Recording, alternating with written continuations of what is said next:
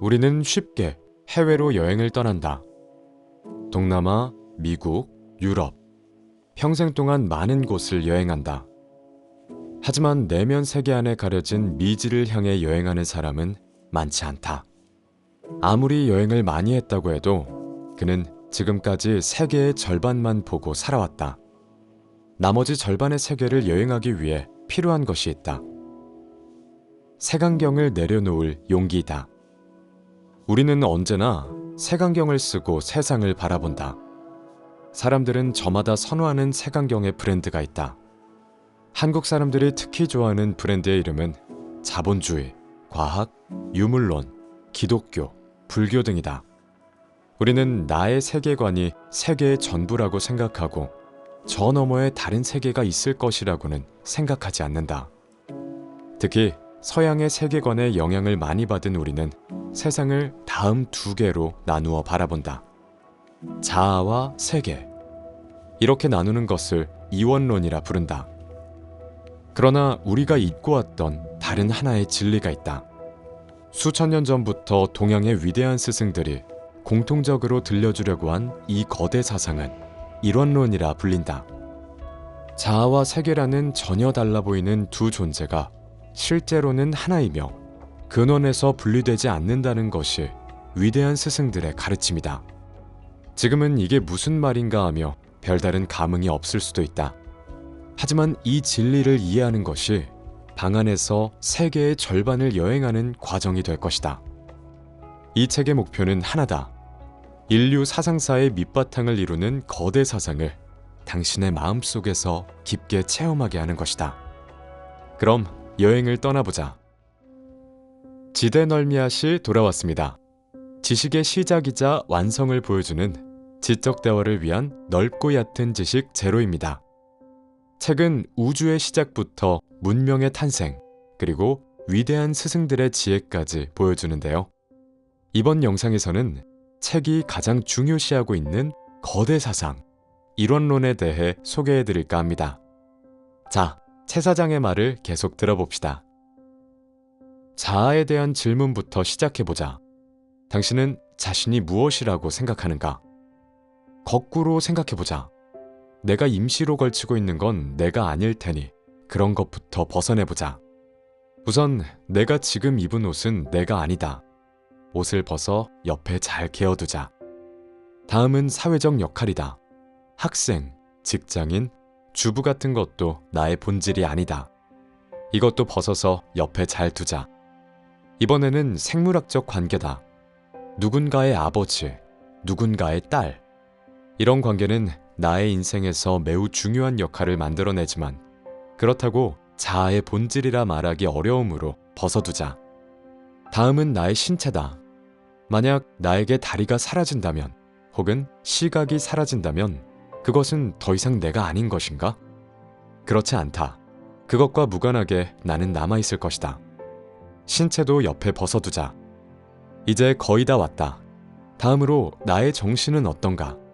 나의 지능, 나의 기억, 심리적 욕망 등 이런 것들도 본질적인 자아라 할 수 없다.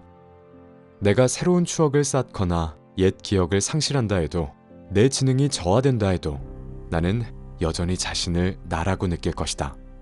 정신도 벗어두자. 이제 옆에 쌓아놓았던 나의 껍질 무더기를 바라보자. 자아라고 생각했던 모든 것이 쌓여있다. 그렇다면 이제 당신은 어떤 모습으로 거기에 있는가? 당신에게 남은 건 무엇인가? 만약 그런 것이 있다면 그것은 단 하나뿐이다. 당신의 1인칭 관점, 무엇인가를 보는 자, 세계를 관조하는 무엇, 다시 말해 텅 빈 의식만이 남아있다. 이 의식을 이해하기 위해 영화 영사기를 떠올려보자. 영사기 앞에는 필름이 돌아가고 영사기의 빛이 필름의 상을 스크린에 비춘다. 우리는 스크린에 맺힌 상을 실제인 것처럼 경험하게 된다. 이것이 의식이 작동하는 모습과 동일하다. 우리의 내면에는 빠르게 돌아가는 필름이 있다. 기억, 감각, 감정이 돌아가며 세상을 그려낸다. 이때 이러한 모든 정신적 작용을 일으키는 영사기의 빛이 의식이다.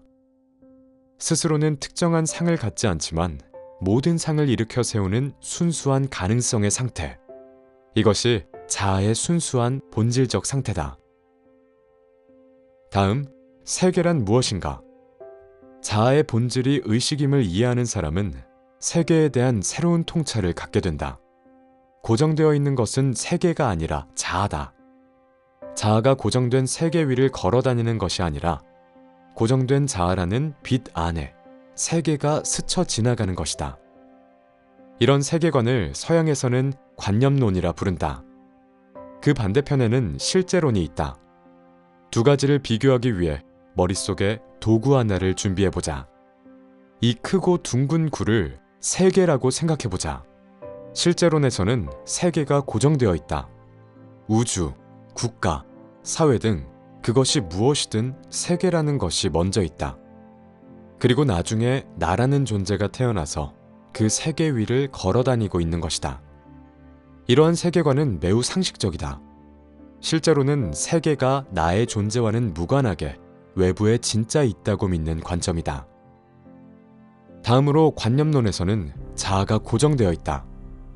나의 마음, 정신, 내면, 의식 등 그것이 무엇이든 자아가 앞서 있다.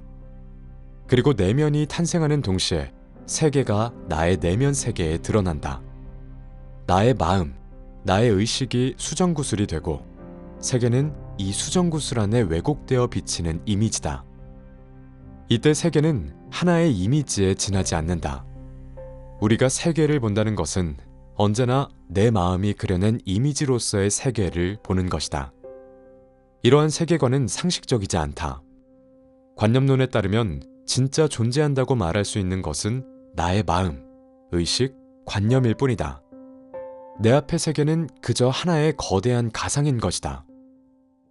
당신은 실제론과 관념론 중에 어떤 세계관이 더 사실을 반영한다고 생각하는가? 실제론을 믿는다면 세계와 자아는 분리된다. 당신이 이 세상에서 사라진다 해도 세계는 그대로 남아있을 것이다. 세계와 자아는 서로 독립되어 있다. 하지만 관념론을 믿는다면 자아와 세계는 분리되지 않는다. 수정구슬과 그 안에 담긴 세계의 이미지는 함께 있기에 자아가 사라지면 세계도 함께 사라진다. 이것이 고대인이 찾아낸 궁극의 지혜다. 당신에게 이러한 세계관은 낯설고 이해하기 힘들지도 모른다. 하지만 이 개념은 시대, 장소와 상관없이 수많은 지혜로운 사람에 의해 말해지고 새롭게 쓰여왔다. 고대 인도의 베다부터 노자의 도가, 대승불교의 일체유심조, 칸트의 순수이성 비판까지 지혜로운 이들은 이론론의 지혜가 깨달음과 해탈에 이르는 길임을 알고 있었다. 우리가 고대인의 사상을 들춰보는 이유는 누가 진리이고 누가 거짓임을 밝혀내기 위해서가 아니다. 나의 삶 때문이다. 어떻게 살아야 하는지에 대한 답을 내가 찾고 있기 때문이다. 세계관은 어떻게 살 것인가에 대한 답을 준다.